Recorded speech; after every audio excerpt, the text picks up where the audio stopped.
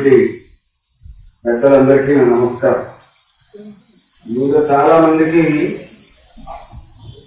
రకరకాల రూపాల్లో పెన్షన్కి సంబంధించిన సమస్యలు, ఆయా రంగాల్లో వాళ్ళు ఎదుర్కొంటున్నటువంటి ప్రత్యేకమైనటువంటి సమస్యలు చాలా ఉంటాయి.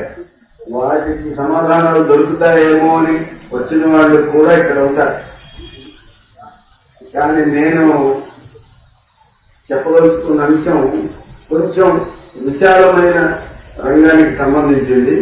మీరు దయచేసి ఎందుకని మనకు అవసరమో నేను చెప్పిన తర్వాత మీరు ఆలోచించాలని నేను కోరుతున్నాను. ఈ సబ్జెక్టులోకి వెళ్లే ముందు విభజించిన ఆంధ్రప్రదేశ్ రాష్ట్రంలోని ఒక సంఘం, ఒక రంగం ఆర్టీసీ, వాళ్ళ గురించి, వాళ్ళ అనుభవం గురించి కూడా మీ దృష్టిలో పెట్టాలి. జగన్మోహన్ రెడ్డి గారు ముఖ్యమంత్రి అయిన తర్వాత ఆర్టీసీని ప్రభుత్వ సేవల్లో కలిపేసినప్పుడు ఆర్టీసీ ఉద్యోగులందరూ సీట్లు పంచుకున్నారు, పెన్షనర్లు కూడా పంచుకున్నారు. ఎందుకంటే ఆర్టీసీ పెన్షనర్లకి ఈపీఎఫ్ పెన్షన్లు స్టేట్ గవర్నమెంట్ లో కార్పొరేషన్ గా ఉన్నప్పుడు వాళ్ళకి ఈపీఎఫ్ పెన్షన్ లాగా వచ్చేది. ఇప్పుడు గవర్నమెంట్ సర్వీస్ అయిపోయింది కాబట్టి మాకందరికీ కూడా స్టేట్ గవర్నమెంట్ పెన్షన్ వచ్చేస్తుంది, ఇంకా ప్రమాణం అని చెప్పి వాళ్ళు సెలబ్రేట్ చేసుకున్నారు. నేను అలాగే ఎంప్లాయీస్ ఏమనుకున్నారంటే గవర్నమెంట్ సర్వీగా పిఆర్సీ ఏదైతే వస్తుందో ఆ పిఆర్సీ, ఆ ఐఆర్, ఆర్డీఏలు, ఆ బెనిఫిట్స్ అన్ని వస్తాయని వాళ్ళు అనుకున్నారు. నేను అప్పుడే మన తెలిసినటువంటి సంఘం వాళ్ళకి చెప్పాను, మీరు తొందరపడి పండుగ చేసుకుంటున్నారు, మీరు అనుకున్నవి జరిగే అవకాశం లేదు అని నేను చెప్పాను. నిజంగానే వాళ్ళకి ఏమి రాలేదు. గవర్నమెంట్ దగ్గరికి వెళ్ళారు, మేము గవర్నమెంట్ ఉద్యోగులమే కదా, మాకు గవర్నమెంట్ తాలూకా పెన్షన్ మాకు ఎందుకు రాదు అని అడిగారు. అడిగితే మీకు ఆర్టీసీని ప్రభుత్వంలో కలిపాము అంటే దాని అర్థం వేరు, మీకన్నీ ఇవ్వడానికి కలపలేదని చెప్పారు. ఆర్టీసీ ఆస్తులన్నీ ఇప్పుడు ప్రభుత్వ ఆస్తులుగా మారాయి కాబట్టి ఈ ఆస్తులన్నీ పూచీగా చూపించి మరి కొంచెం అప్పు ప్రపంచ బ్యాంకు నుంచి, ఇతర బ్యాంకుల నుంచి తెచ్చుకోవడానికి కలిపారు తప్ప మీకోసం కాదు అని వాళ్ళు చెప్పారు. ఇది ఎందుకు చెబుతున్నారంటే మనం పెన్షన్, మన హక్కులు, కోర్టులు, తీర్పులు, ఇంకా అలా ట్రిబ్యునల్ వెళ్ళడం, ఆ తీర్పు అమలు జరగాలి, ఈ తీర్పు అమలు జరగాలి, ఇలాంటివన్నీ మాట్లాడుతున్నాం. అసలు కోర్టులు, తీర్పులు అనేటువంటిదే మన ఇష్యూస్ చేయకుండా, లేవనెత్తకుండా, వాటిని చర్చించకుండా ఉండేదానికి ఉన్న మార్గం ఏమిటో గవర్నమెంట్ వెతుకుతుంది. చుట్టూ ఏం జరుగుతున్నదో మనకు అర్థం కాకపోతే మనం ఎవరికి వాడిగానే ఆలోచిస్తాం. ఇందాక కరుణాలయం గారు చెప్పారు, దేశంలో అందరు పెన్షనర్లు ఏకమై ఇలా ఒక దగ్గర సమావేశం జరగడం హైదరాబాద్ లోనే ఇది మొదటిసారి జరుగుతుంది. మిమ్మల్ని అభినందిస్తున్నాను. మీరు ఆనందపడుతున్నారు, కానీ బాధపడాలని నేను చెప్తున్నాను. ఎందుకంటే ఇంతవరకు ఎందుకు కలవలేదు అనేటువంటిది నాకు ఎప్పుడో కావాల్సినటువంటి అంశం. చుట్టూ ఏం జరుగుతున్నది అనేటువంటిది మనకు అర్థం కావాలి. ఎందుకు ఏం జరుగుతున్నాయి కదా, ఎందుకు డబ్బులు ఆ ఈపీఎఫ్ వాళ్ళ ఖాతాల్లో మన డబ్బులు అక్కడ ఉండి కూడా మనకు ఎందుకు ఇవ్వడం లేదు? ఎందుకు అరుణ్ జైట్లీ గారు అపోజిషన్ లో ఉన్నప్పుడు కనీసం 3,000 పెన్షన్ ఇస్తామని ఎన్నికల్లో హామీ ఇచ్చి ఆయనే ఆర్థిక మంత్రి అయిన తర్వాత 3,000 ఇవ్వడం కుదరదని ఎందుకు చెప్పాడు? ఎందుకు వాజ్పేయి గారు కంట్రిబ్యూటరీ పెన్షన్ స్కీమ్ తీసుకొస్తే దానికి తర్వాత వచ్చిన మన్మోహన్ సింగ్ గారు ఎందుకు కొనసాగించాడు?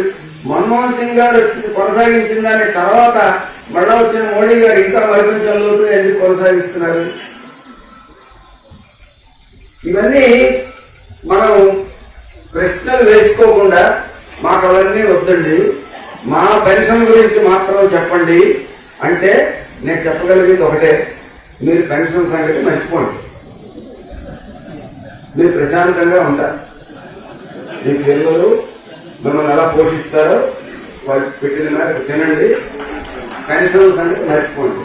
లేదు అంటే పెన్షన్ అనేటువంటిది నీ హక్కు అని అనుకుంటే ఆ హక్కుకు జరుగుతున్న అన్యాయం ఏమిటో తెలుస్తుంది. దాని మీద పోట్లాడడానికైనా సిద్ధపడండి. రెండే మార్గాలు. నా పెన్షన్ సంగతి చెప్పండి. మా డిపార్ట్మెంట్ పెన్షన్ మాకు రేపు పొద్దున్న వచ్చే ఇప్పుడు సెంట్రల్ గవర్నమెంట్ ఉద్యోగుల్లో ఓల్డ్ పెన్షన్ స్కీమ్ వాళ్ళు మాకు కొత్త పెన్షన్ స్కీమ్ వాళ్ళ సమస్యలు ఎక్కర్లేదంట.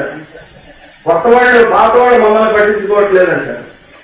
అసలు పెన్షనర్ల తగులు ఎక్కువైపోయి మాకు బీఆర్సీలో అసలు రెగ్యులర్ ఎంప్లాయీస్ జీతాలు ఎంత పెరుగుతాయో తెలియదని రెగ్యులర్ ఉద్యోగులు అంట. ఇవాళ ఉద్యోగి రేపు పెన్షనర్ అని ఆ ఉద్యోగి అనుకోడు. కంట్రిబ్యూటరీ పెన్షన్ స్కీమ్ రావడం వల్ల దాన్ని న్యూ పెన్షన్ స్కీమ్ అని కూడా అంటారు. సిపిఎఫ్ లేదా ఎన్పిఎస్. ఇది రావడం వల్ల ఓల్డ్ పెన్షన్ స్కీమ్ వాళ్ళకి దెబ్బ తగ్గుతుంది అని ఓపీఎస్ వాళ్ళు ఎవరు అనుకోవడం లేదు. కానీ ఇప్పుడు తాజాగా మోడీ ఏం చేశాడు? ఓల్డ్ పెన్షన్ స్కీమ్ సంబంధించి పార్లమెంట్ లో చట్టం చేశారు. ఏమని? పెన్షన్ అనేటువంటి దాన్ని వెనక డేట్ ఎప్పటి నుంచి ఎవరికి వర్తింపజేయాలనేది నిర్ణయించే హక్కు ప్రభుత్వానికి ఉంది అని ఒక చట్టం చేశారు. అంటే జీతాలు పెంచినా ఇప్పుడు 8th టీఆర్సీ వేశారు కదా, రేపు పొద్దున్న వాళ్ళు పెంచితే జీతాలు పెరిగితే ఆ పెరిగిన జీతాలు పెన్షనర్లందరికీ ఆటోమేటిక్ గా పెన్షన్ అప్గ్రేడేషన్ అవుతుంది అని లేదు. ఏ సంవత్సరం కట్ ఆఫ్ డేట్ పెడతారో ఆ కట్ ఆఫ్ డేట్ పెట్టిన తర్వాత వాళ్ళకి మాత్రమే పెన్షన్ పెరుగుతుంది. పాత వాళ్ళకి ఏం పెరగదు. అది మోడీ తెచ్చిన చట్టం. ఇంతవరకు అలా లేదు. గతంలో ఇదే ప్రయత్నాన్ని గవర్నమెంట్ చేస్తే దాన్ని సుప్రీంకోర్టు కొట్టేసింది. నువ్వు అలా పెన్షనర్లలో ఎప్పుడు రిటైర్ అయ్యేదనే దాన్ని బట్టి నువ్వు తేడాలు చూపించడానికి వీలు లేదు అని కోర్టు కొట్టేసింది కాబట్టి చట్టం తెచ్చాము మేము. మా హక్కు ఉంది, గవర్నమెంట్ ఏం కావాలనుకుంటే అది చేయొచ్చు అని ఇప్పుడు చట్టం చేసేది. ఈ చట్టం కోర్టు ఏం చేస్తుందో మనకు తెలియదు. ఎందుకంటే ఇప్పుడు కోర్టులో జడ్జీలు కూడా ఎలాగైతే ఎన్నికల కమిషన్ ఇప్పుడు ఎలాగైతే తయారైందో కోర్టుల్లో జడ్జీలు కూడా వాళ్ళే వస్తున్నారు. ఎన్ఫోర్స్మెంట్ డైరెక్టరేట్, ఐటీ డిపార్ట్మెంట్, ఇంకా revenue department of revenue intelligence, మొత్తం ఉన్న డిపార్ట్మెంట్ అన్ని ఎలాగైతే వాళ్ళతో నిండిపోయాయో, ఐఏఎస్లు ఐపీఎస్లు అందరూ ఎలాగైతే వాళ్ళతో నిండిపోయారో, యూనివర్సిటీ వైస్ ఛాన్సలర్లు గవర్నర్లు అందరూ వాళ్ళతో నిండిపోయారో, సుప్రీంకోర్టు జడ్జీల్లో కూడా హైకోర్టు జడ్జీల్లో కూడా వాళ్ళే ఉన్నారు. వాళ్ళ తీర్పులే వస్తాయి. వాళ్ళు ఏం కావాలనుకుంటే అవి తీర్పులుగా వస్తాయి. కాబట్టి మనం కోర్టులకు వెళ్తే న్యాయం వస్తుంది అంటే కోర్టులో న్యాయం రావచ్చు. ఆ న్యాయం అమలు జరపాల్సింది ఎవరు?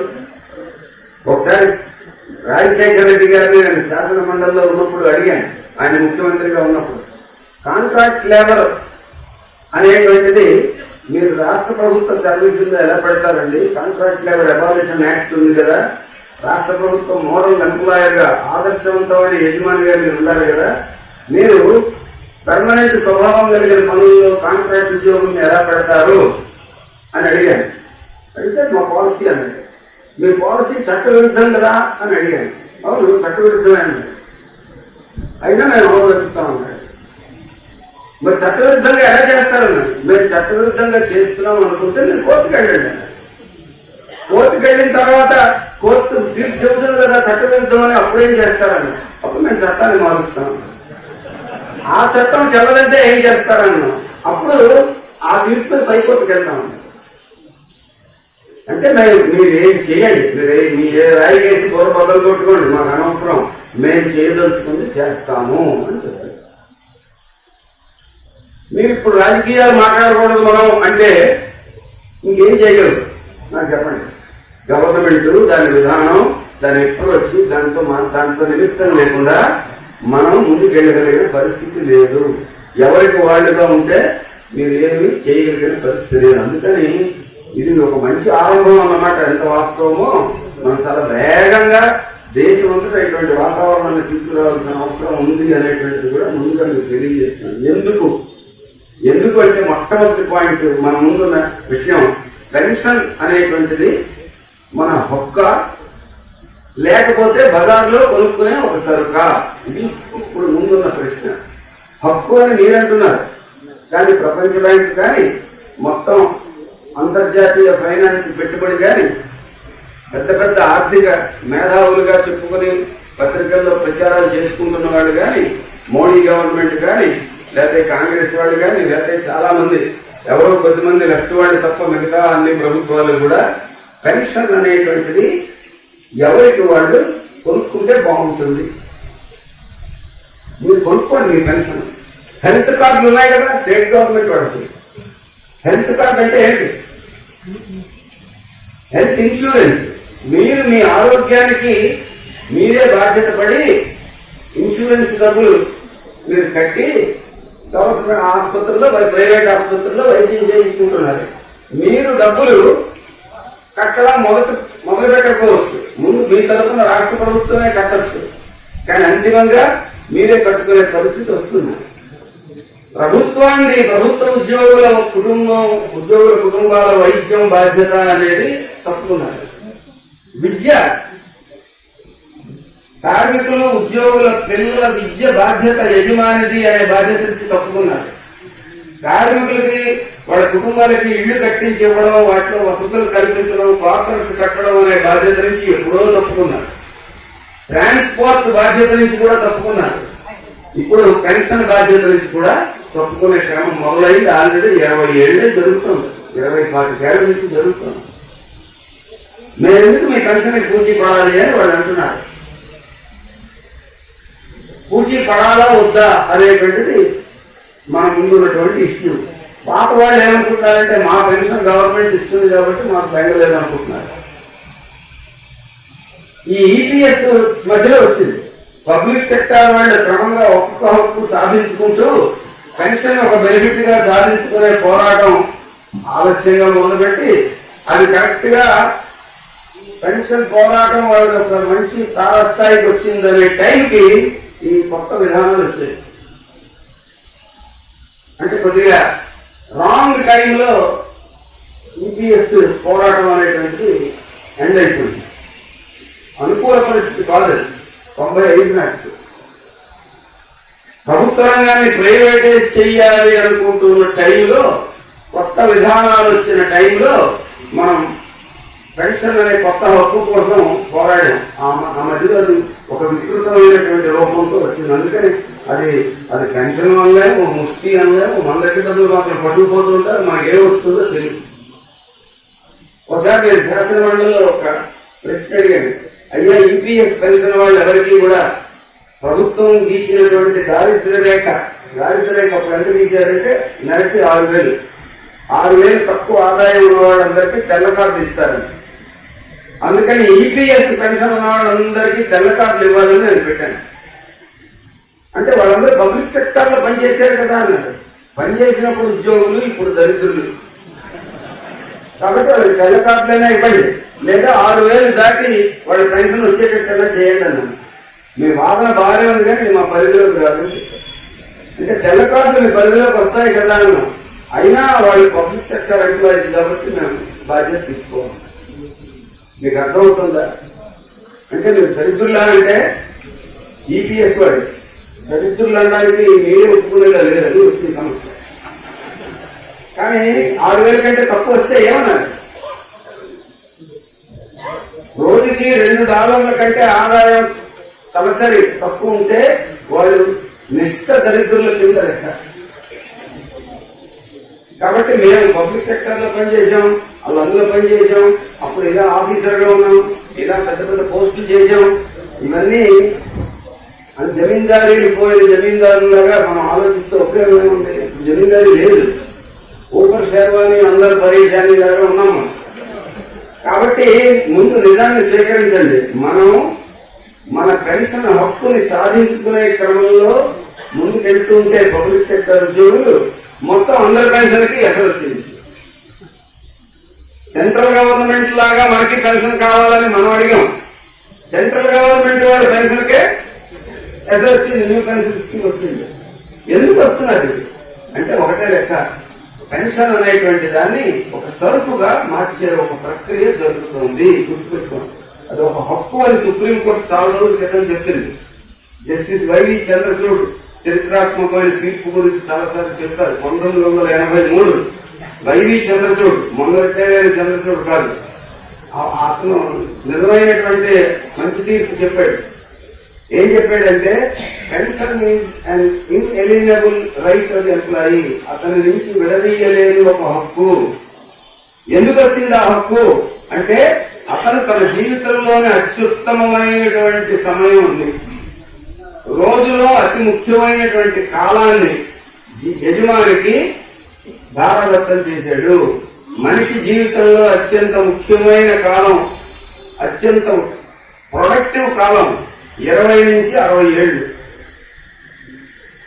ఈ వయస్సు లోపల రోజులో అత్యంత ముఖ్యమైన కాలం మనం మేలుకున్న సమయం. ఈ మేలుకున్న సమయాన్ని దాదాపు యజమానికి మనం ఇచ్చేసాం. మన గురించి మనం బతకలేదు. మన జీవితంలో ముఖ్యమైన కాలంలో రోజులో ముఖ్యమైన భాగాన్ని దశాబ్దాల పాటు యజమానికి మనం అప్పచెప్పాం. ఆ యజమాని గవర్నమెంటా ప్రైవేటా అనేది ఇక్కడ అప్రస్తుతం.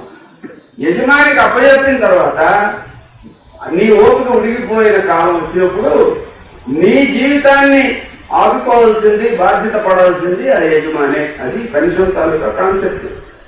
ఇది పబ్లిక్ సెక్టర్ పౌరులు, ప్రైవేట్ సెక్టర్ పౌరులు, లేదా స్టేట్ గవర్నమెంట్ పౌరులు, సెంట్రల్ గవర్నమెంట్ పౌరులు, ఈ కాన్సెప్ట్ మాత్రం అందరికీ ఒకటే. కాబట్టి pension is an ineligible right అంటే వాడి నుంచి విడదీయలేని ఒక హక్కు అని చంద్రచూడ్ గారు చెప్పారు. దాన్ని బేస్ చేసుకునే పబ్లిక్ సెక్టర్ లో కూడా పెన్షన్ కావాలన్న పోరాటం మొదలైంది. ఇవన్నీ ఒకదానికోటి లింక్ ఉన్నాయి.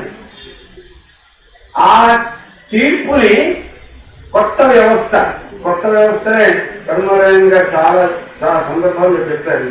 నియో లిబరల్ విధానం, నయా ఉదారవాద విధానం, ప్రైవేటీకరణ, లిబరలైజేషన్, ప్రైవేటైజేషన్, గ్లోబలైజేషన్, ఇలాంటివన్నీ చెప్తున్నదంతా కొత్త వ్యవస్థ.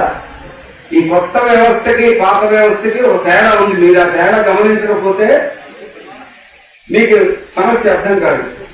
కొత్త వ్యవస్థ 1990ల నుంచి వచ్చింది. ఈ వ్యవస్థకు ఉన్న తేడా ఏమిటంటే ప్రభుత్వం యొక్క పాత్ర మారిపోయింది. 1990కి ముందు ప్రభుత్వం ఒక మధ్యవర్తిగా ఉండేది. అటు యజమానులకి ఇటు ఉద్యోగులకి మధ్యవర్తిగా ప్రభుత్వం ఉండేది. యజమానులకే సేవ చేసేది ప్రధానంగా. కానీ ఉద్యోగుల సమస్యల్ని కూడా ఎంతో కొంత సర్దుబాటు చేయడానికి వీలుగా రాజీ కుదిర్చేటట్టు మధ్యవర్తిత్వ పాత్ర పోషించేది ప్రభుత్వం. 1990 తర్వాత ప్రభుత్వం ఆ బాధ్యతని వదిలేసింది. ప్రభుత్వానికి ప్రజలు, కార్మికులు, ఉద్యోగులు, వాళ్ళ సంక్షేమం అనేటువంటిది ఇప్పుడు బాధ్యత కాదు. బాధ్యత అని మీరు నమ్మితే మీరే అమాయకులు. ప్రభుత్వానికి ఇప్పుడు ఒకటే బాధ్యత, ఈజ్ ఆఫ్ డూయింగ్ బిజినెస్. పారిశ్రామికవేత్తలకి తేలికగా వ్యాపారం చేసుకోవడానికి కావాల్సిన అన్ని సదుపాయాలు కల్పించడమే ప్రభుత్వాల యొక్క ఏకైక బాధ్యత. దీనికి అడ్డం పడకుండా ఎవరైనా ఉద్యమాలు, పోరాటాలు, వ్యతిరేకత చేస్తే వాళ్ళని అణిచేయడం కూడా అందులో భాగమే. మా చిన్నప్పుడు జంతు ప్రదర్శనశాలలు ఒకలా ఉండేవి. ఎలా ఉండేవంటే ఆ మృగాలన్నింటినీ బోనుల్లో పెట్టి మేము చూడడానికి వెళ్ళేవాళ్ళం. ఇప్పుడు కూడా కొన్ని జూలు అలాగే ఉన్నాయి. బహుశా హైదరాబాద్ జూ ఇంకా అలాగే ఉండుంటుంది. సింహాలు బోన్లో ఉంటాయి, మనం బయట నుంచి చూస్తాం. కానీ ఇప్పుడు కొత్త రకం జంతు ప్రదర్శనశాలలు వచ్చాయి. వాటిని ఏమంటారు? అభయారణ్యాలంటారు. అక్కడ ఆ జంతువులన్నీ ఫ్రీగా తిరుగుతాయి, మనమే బోన్లో ఉండి చూడాలి. పాత వ్యవస్థకి కొత్త వ్యవస్థకి తేడా ఇది. క్రూర మృగాలు ఫ్రీగా తిరుగుతాయి, నిన్ను నువ్వు రక్షించుకో. పాతదాల్లో క్రూర మృగాల నుంచి రక్షించే బాధ్యత వాడు తీసుకుని నిన్ను లోపలికి అనుమతించేవాడు. అది పాత ప్రభుత్వం. క్రూర మృగాల్ని చూశారు, మనల్ని చూశారు, కానీ మనల్ని రక్షించే బాధ్యత అప్పుడు ప్రభుత్వం తీసుకుంది. కానీ ఇప్పుడు క్రూర మృగాలను రక్షించే బాధ్యత తీసుకుని మీ రక్షణ ఏర్పడలేదు, మీరు చేసుకోలేదని మనం వదిలేసింది. అందుకని ఇప్పుడు వాళ్ళకి, ఈ క్రూర మృగాలకి మన పెన్షన్ మీద పన్ను పడింది. ఎలాగా అంటే మన పెన్షన్ నుంచి వాళ్ళు ఏం చేస్తారు చాలా మందికి అవగాహన లేకపోవచ్చు. ఈ రోజుకి ప్రపంచవ్యాప్తంగా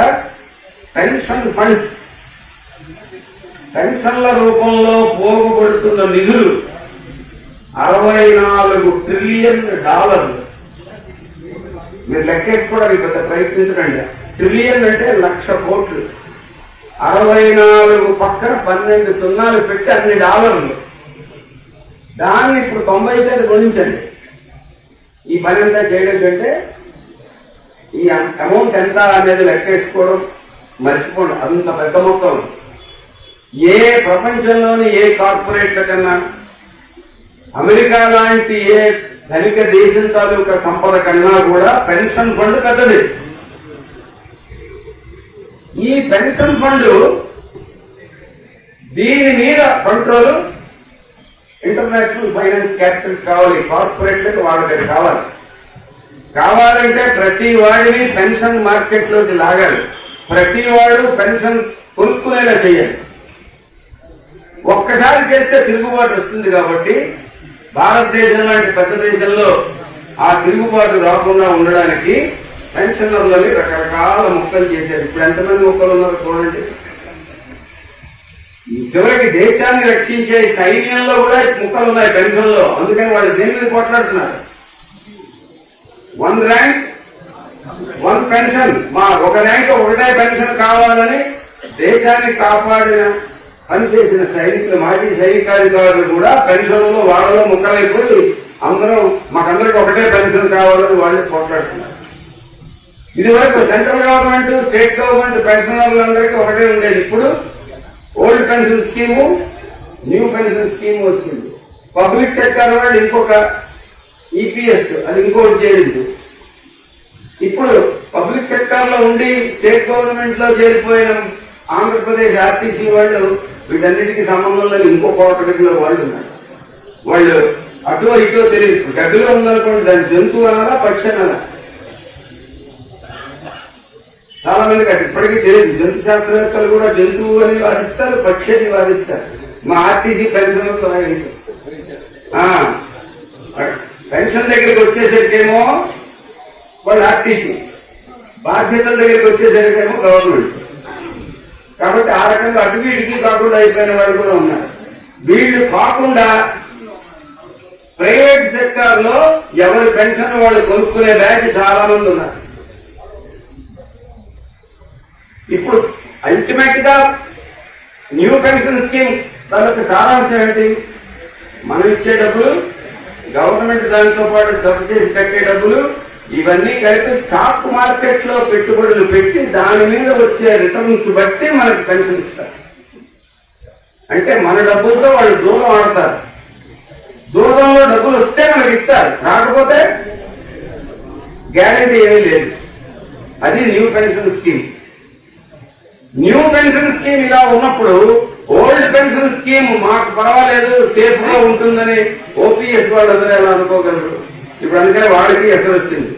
రేపు పిఆర్సీ వస్తే పిఆర్సీలో రివైజ్ అయినటువంటి పెన్షన్ దాని ప్రకారం ఎన్హాన్స్మెంట్ పెరుగుదల ఏ తేదీ నుంచి వస్తుంది, ఏ తేదీ ముందు వాళ్ళకి రాదు ఇప్పుడు తెలియదు. చట్టం చేసేది మోడీ.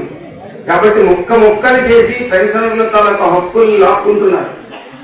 మన హక్కుల్ని, మన సంపదని లాక్కునే పనిలో ఉన్నారు. సాధారణంగా మన రాజ్యాంగం ఏం చెప్పిందంటే సమాజంలోని ఎగుడుదిగుడులన్నింటినీ సరిచేయాలి, ఆర్థిక అసమానతలన్నింటినీ సరిచేయండి అని అప్పుడు అంబేద్కర్ రాజ్యాంగం రాసిన కాలంలో ఆదేశించారు. సమాజంలో అసమానత ఉండకూడదని. కానీ ఇప్పుడు జరుగుతున్నది ఏంటంటే అసమానతలు పెరుగుతున్నాయి. మొన్న ఏం చేశారు? 32 మొన్న డేటా వచ్చింది పార్లమెంట్ లో 32 లక్షల కోట్లు పాలు బకాయిలని రద్దు చేశారు. బకాయిలు ఎవరివి? అంబానీలు, టాటాలు, బిర్లాలు వీళ్ళందరివి 32 లక్షల కోట్ల రూపాయలు బ్యాంక్ అప్పులు మాఫీ చేశారు. బ్యాంకుల్లో డబ్బులు దాచుకున్నది ఎవరు? మనం తీసుకున్నది ఎవరు? Adani and company.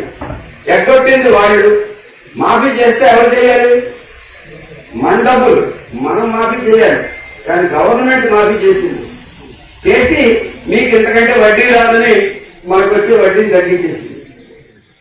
మనం ఏమనుకుంటుంటే వడ్డీ తగ్గిపోయింది, ఎందుకు తగ్గిపోయిందో కానీ ఇదివరకు వచ్చినంత వడ్డీ రావట్లేదు అనుకుంటున్నాం. కానీ మన డబ్బులు వాడు పట్టుకుపోయాడు, ఎగ్గొట్టి దర్జాగా తిరుగుతున్నాడు. తిరగడమే కాదు, ఇప్పుడు ఇంకా మన కొత్తగా అప్పులు అడుగుతున్నాడు. ఆ అప్పులు నేను ఇస్తానని రాష్ట్ర ప్రభుత్వాలు పోటీ పడి వాడి కాళ్ళ చుట్టూ తిరుగుతున్నాయి. ఇది మనకు అర్థం కాదు. ఇదంతా రాజకీయం అని మనం అనుకుంటాం. అయ్యా, మన బతుకుల్ని, మన పెన్షన్ ని ఈ ప్రభుత్వం రాజకీయం చేసేసి 2 దశాబ్దాలు 3 దశాబ్దాలు దాటిపోయింది. మీరు దాన్ని రాజకీయంగానూ ఆర్థికంగానూ పాలసీ విధాన పరంగానూ పరిశీలించకుండా ఎవరికి వాళ్ళుగా పరిశీలిస్తామంటే అది పరిష్కారం రాదు. అందుకని మనం ఒకటే డిమాండ్, పెన్షన్ మా హక్కు. ఇది మేము సర్వీస్ లో ఉన్నప్పుడే సాధించుకున్నాం. కాబట్టి మా హక్కుని మా నుంచి ఎవరు కాలం రాయడానికి వీల్లేదు. మా పెన్షన్ కి మేము మళ్ళా ఇప్పుడు కొనుక్కోవాల్సిన పరిస్థితి లేదు. మా పెన్షన్ ని చెల్లించే బాధ్యత మా యజమానులే. కాబట్టి పెన్షన్ చెల్లిస్తారా లేదా? అలాగే ఈ పెన్షన్ మేము ఉద్యోగం చేసినప్పుడు ఎంత సంపాదించామో దాన్ని బట్టి ఉంటుంది తప్ప, మన జీతం రిటైర్ అయినప్పుడు ఉన్న జీతాన్ని బట్టి పెన్షన్ ఉంటుంది తప్ప, మేము ఎంత కంట్రిబ్యూట్ చేసామనే దాన్ని బట్టి ఉంటుంది. అసలు మేము కంట్రిబ్యూషన్ ఎందుకు చేయాలి? మేము సర్వీస్ లో ఉన్నప్పుడే కంట్రిబ్యూట్ చేశాం. మళ్ళా అదనంగా కంట్రిబ్యూషన్ ఏంటి? We have contributed through our service. మన పని ద్వారా మనం కంట్రిబ్యూట్ చేశాం. మళ్ళా మన జీతంలో అదనంగా కట్ చేయడం అనేటువంటిదే తప్పు. కాబట్టి పెన్షన్ బాధ్యత యజమానిది. ఉద్యోగం ఉన్నప్పుడు డ్యూటీ చేసే బాధ్యత ఉద్యోగిది. మా బాధ్యత మేము చేశాం, మీ బాధ్యత మీరు చేస్తారా లేదా అని అడిగే హక్కు ఉండాలి. ప్రొఫెసర్ ప్రభాస్ పట్నాయక్ గారు చెప్పిన pension as a universal right అంటే దాని అర్థం ఉంది. నువ్వు ఎందులో పనిచేసేవనే సంబంధం లేదు. పెన్షన్ బాధ్యత యజమానిది. దీనికి అనుగుణంగా ప్రభుత్వం విధానాన్ని రూపొందిస్తుందా లేదా, ఇది మనం పోట్లాడాల్సినప్పుడు అన్ని సమస్యలకి ఒక పరిష్కారం వస్తుంది. మనం పోట్లాడగలమా? మనకన్నీ రిటైర్డ్ అయిపోయాము, పెన్షన్లు ఇంకేం పోట్లాడతారు, ఇలాగా అనుకుంటూ ఉంటారు. అసలు ఈ పెన్షనర్లు పోరాటం తప్ప ఇంకేం చేయగలరో చెప్పమన్నాను. ఇప్పుడు ఏం చేయగలరు? ఇంట్లో ఖాళీగా ఉంటే ఇంట్లో ఉన్న పిల్లలు సాధిస్తారు, అంతే కదా. పిల్లల మీద పోట్లాడతారు, పిల్లల మీద గవర్నమెంట్ మీద పోట్లాడారు.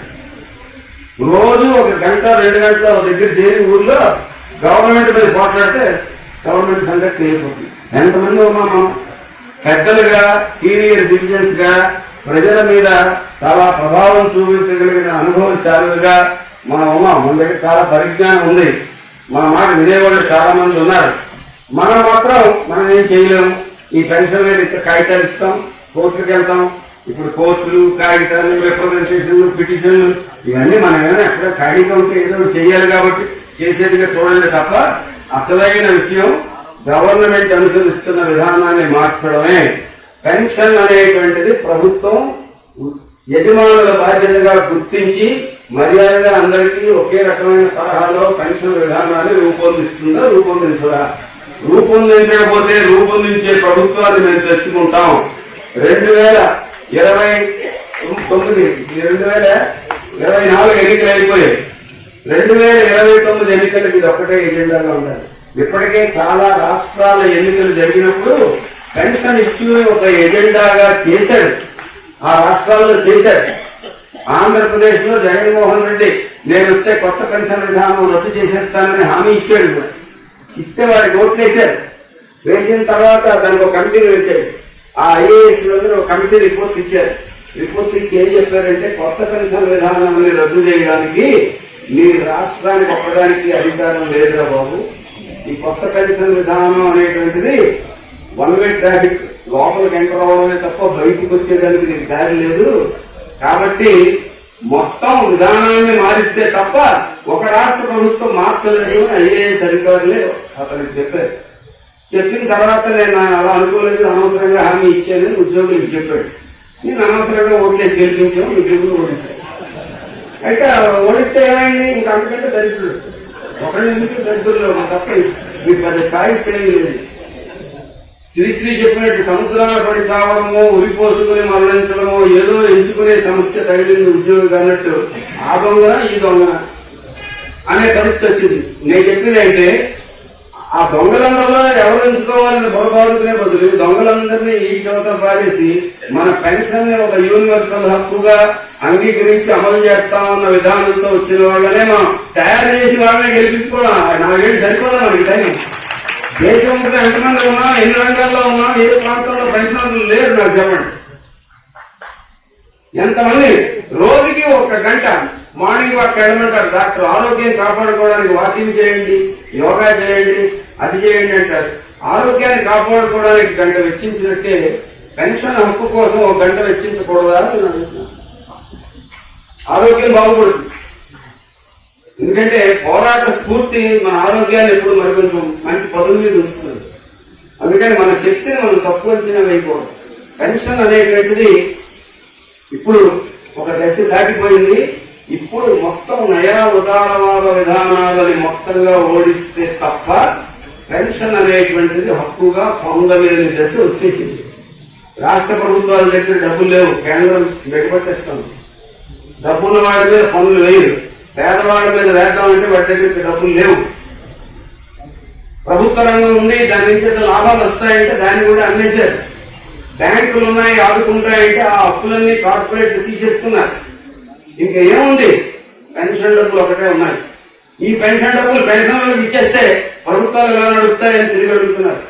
ఇప్పుడు 8th pay PRC pay commission వేసిన దాని తర్వాత జరగబోయేది ఏమిటంటే జీతాలు పెరగడం కాదు, ఈ పెన్షన్లకి ఈ జీతాలకి బోల్డ్ గవర్నమెంట్ డబ్బులు అయిపోతున్నాయి, ఇంత జీతాలు అనవసరం, ఇంత పెన్షన్లు అనవసరం అనేటువంటి ప్రచారం ఆల్రెడీ మొదలైంది. అంటే ఉన్న పెన్షన్ మీద దాడి మొదలైంది. అవతల వాడి యుద్ధం ఆల్రెడీ మొదలెట్టారు. మనం ఇంకా పిటిషన్లతో ఉంటారా? మనం యుద్ధానికి తయారు కావాలి. ఈ యుద్ధం ఖచ్చితంగా పెన్షన్ అనే ఒక సార్వత్రిక హక్కు కోసం జరిగేటటువంటి ఒక ఉద్యమంగా దీన్ని మనం ఇవాల్వ్ చేయాలి. ఆ పెన్షనర్ ఈ పెన్షనర్లు అందరూ కలిసి పోట్లాడాలి. ఎవరి ప్రత్యేకమైన డిమాండ్ల మీద ఆయా రంగాల్లో ఆయా డిపార్ట్మెంటల్ ఇష్యూస్ వాటి మీద ఉన్న పెన్షనర్ల సంఘాలు వాళ్ళ పోరాటాలు వాళ్ళు చేస్తూ ఉంటారు. కానీ ఒకటి సరిపోదు. మొత్తంగా పెన్షన్ అనేటువంటి ఇష్యూని వీళ్ళకు అనుకూలంగా పరిష్కరించకపోతే మనం అధికారం సంగతి మరిచిపోవచ్చు అని ఆ పార్టీలన్నింటికీ స్పష్టమైన సందేశం అందాలి. అలా అందించగలిగిన శక్తి సామర్థ్యాలు మనకు ఉన్నాయి. చాలా మందికి మనకు ఆ శక్తి సామర్థ్యాలు లేవు అని అనుకుంటారు. కానీ మీలో చాలా మంది ఇప్పుడు పురాణ కాలక్షేపాలు, ఆధ్యాత్మిక ప్రవచనాలు ఇవన్నీ వింటున్న వాళ్ళు ఉంటారు కదా. మీ అందరికీ మహాభారతం తెలుసు కదా. మహాభారతంలో భీష్ముడి గురించి మీకు తెలుసు కదా. భీష్ముడు రిటైర్ అయిపోయిన వాడే కదా. కానీ రిటైర్ అయిపోయిన వాడిని దుర్యోధనుడు ఏం చేశాడు? యుద్ధం సమయం వచ్చేసేది ఏం చేశాడు? General chief of army staff కింద నియమించారు. నియమిస్తే ఎన్నాడు ఉన్నాడు భీష్ముడు? తను ఎన్నాళ్ళు ఉండాలనుకుంటే అన్నాడు ఉన్నాడు. భీష్ముడికి స్వయం సిద్ధ మరణం. అసలు ఎప్పుడు కోరుకుంటే అప్పుడు చస్తాడు, అంతవరకు చావడు. ఇప్పుడు మనం కూడా భీష్ముడు. మన ఇంతకాడ ఎవరంటున్నారు నాకు 75 వచ్చేసేయండి ఇంకెన్నాళ్ళు ఉండను అంటున్నారు. కుదరదని చెప్పాను. పెన్షన్ పూర్తి హక్కు మనం సాధించుకునేదాకా, అంటే ఈ నయా ఉదారవాద విధానాలు ఓడించేదాకా ఇప్పుడున్న వాడి ఎవ్వరికి చచ్చిపోయే హక్కు లేదు. సాగు గురించి మాట్లాడే హక్కు లేదు. పెన్షన్ గురించే మాట్లాడాలి. అది మనం సాధించుకోవాల్సిన హక్కు, మనం కోల్పోతున్న హక్కు. అది సాధించుకున్నాకపోతే గౌరవమైన ఉంటుంది. అందుకని భీష్ముడు చివరికి ధర్మరాజు వాళ్ళు వెళ్లి రాత్రిపూట సీక్రెట్ గా కలిసి తాతాలు ఎలా చచ్చిపోతావో చెప్పుకుంటే ఎంతైనా మనవాళ్ళు కదా అని వాళ్ళకి చెప్పాడు. అప్పుడు చెప్పాడు, అంతవరకు చావలేదు. పాండవులకి కొత్తలు చూపించారు. కాబట్టి మనం కూడా ఇప్పుడున్న ప్రభుత్వాలు, ఏ పార్టీ ప్రభుత్వాలు, మోడీ అంత చెడ్డవాడు, లేకపోతే మన్మోహన్ సింగ్ అంతకంటే తక్కువ చెడ్డవాడా, రాహుల్ గాంధీ ఎక్కువ క్యాపబుల్లా, లేకపోతే మోడీ ఎక్కువ క్యాపబుల్లా, ఇదంతా టైం దొంగలు చర్చ. వీళ్ళందరూ తోడు దొంగలు అనేది అర్థమైతే సగం సమస్య పరిష్కారం అవుతుంది. వాళ్ళు మనం ఐక్యం కాకుండా ఉండడానికి కులము, మతము, ప్రాంతము, భాష, పరిక్రమాలు, తగువులన్నీ పెడుతున్నారు. అవన్నీ వాటి ప్రమాదం ఏమిటో అర్థమైన వాళ్ళని, జీవితానుభవాలు చూసిన వాళ్ళని, ఇవాళ నిన్న పుట్టిన వాళ్ళని కాదు కదా. మనకి కూడా కొత్తగా తాతకి దొక్కులు నేర్పుతూ ఉంటాయి కదా. కాబట్టి మనం అందరం తాతలు, మనకి వాటి దొక్కులు నేర్పక్కర్లేదు. కాబట్టి మనం ఇప్పుడు జరుగుతున్న దాన్ని స్పష్టంగా అర్థం చేసుకోవచ్చు. మన పెన్షన్ హక్కుకి ఎలాగైతే దేశంలో ఉన్న ప్రభుత్వ రంగానికి ప్రమాదం వచ్చిందో, దేశంలో ఉన్న ప్రజాస్వామ్యానికి ప్రమాదం వచ్చిందో, దేశంలో ఉన్న రైతుల భూములకి ప్రమాదం వచ్చిందో, మన దేశ స్వతంత్రానికి ఎలాగైతే ఇప్పుడు ప్రమాదం వచ్చిందో మన పెన్షన్ అంతకంటే పెద్ద ప్రమాదం వస్తుంది. ఇప్పుడు ఈ దేశంలో పెన్షన్కే కాదు, మొత్తం దేశ స్వతంత్రానికే ప్రమాదం వస్తుంది. ప్రభుత్వాలు అనుసరిస్తున్న విధానాలు రాజ్యాంగానికే ప్రమాదం వస్తుంది. అందులో భాగమే మన పెన్షన్ కూడా ప్రమాదం. నీ పెన్షన్ హక్కులు నువ్వు కాపాడుకునే పోరాటం చేస్తే మిగతా వాళ్ళు కూడా మిగతా వాటిని కాపాడుకునే పోరాటం చేస్తారు. మొత్తం దేశాన్ని కాపాడుకునే ఒక పెద్ద పోరాటంగా ఇది మారుతుంది. ఇది జరగబోతున్న ప్రక్రియ. మనం ఈ మొత్తం ప్రక్రియకి మనం దూరంగా ఎలా ఉంటాం? ప్రజాస్వామ్యం కావాలని కొంతమంది పోరాడుతున్నారు, ట్రేడ్ యూనియన్ హక్కులు కావాలని పోరాడుతున్నారు, లేబర్ కోర్టు రద్దు చేయాలి, కార్మిక చట్టాలు పాతవి, మా హక్కులని కావాలని కార్మికులు పోరాటంలోకి వస్తున్నారు. అలాగా పెన్షనర్లు కూడా పెన్షన్ మా హక్కు, పెన్షన్ కొనుక్కునే సరుకు కాదు. విద్యార్థులు ఇప్పుడు పోరాడుతున్నారు, చదువు మా హక్కు, అది కొనుక్కునే సరుకు కాదు. నిరుద్యోగులు ఇప్పుడు పోరాడుతున్నారు, ఉద్యోగాల్లో మాకు ఒకరికొకరికి పోటీ లేదు, ఇది పోటీ ప్రపంచం కాదు, మా అందరికీ ఉద్యోగాలు కావాలని నిరుద్యోగులందరూ పోరాడుతున్నారు. రైతులు మాకు గిట్టుబాటు ధర కావాలి, వ్యవసాయాన్ని కాపాడే బాధ్యత ప్రభుత్వానికి అని పోరాడుతున్నారు. ఎవరి పోరాటాలు వాడు మొదలయ్యాయి. ఇవన్నీ ఊపందుకుంటాయి. ఇవన్నీ ఊపందుకునే దానికి మొత్తం జరిగే ఆ మహాభారత యుద్ధం లాంటి దానికి సేనాధిపత్యం వహించాల్సిన భీష్ముడు ఎవరంటే మనం వెనుకుంటే యుద్ధం స్టార్ట్ అవ్వదు. భీష్ముడే కదా మొదటి సేనాధిపతి. కాబట్టి మనం ఇప్పుడు ముందుకు రావాలి. మనం ముందుకొచ్చి ఈ పెన్షన్ అనేటువంటిది సార్వత్రిక హక్కు. ఇది మనం ఉద్యోగం చేసిన సమయంలోనే మనం చేసిన పని ద్వారానే సంపాదించుకున్నాం. మన దగ్గర ఆ సేవలు, మన కష్టాలంతటి ఆ కాలంలో పిండుకున్న యజమాని ఆ పెన్షన్ ని మనకి చెల్లించే బాధ్యత పడి ఉన్నాడు. ఆ యజమాని చేత ఆ పెన్షన్ చెల్లించేలా చూసే బాధ్యత ప్రభుత్వాన్ని. ప్రభుత్వమే యజమాని అయితే ఇంకా తిరిగేలేదు, మర్యాదగా చెల్లించాల్సిందే. కాబట్టి పెన్షన్ ని ఎటువంటి షరతులు లేకుండా, ఎటువంటి చెల్లింపులు, మా బాధ్యత పెన్షన్ లో మా వాటాలు, మా ఇష్టాలు, ఇలాంటి కంగరాపులు లేకుండా మొత్తం పెన్షన్ కి ప్రభుత్వాలు బాధ్యత వహించాలి.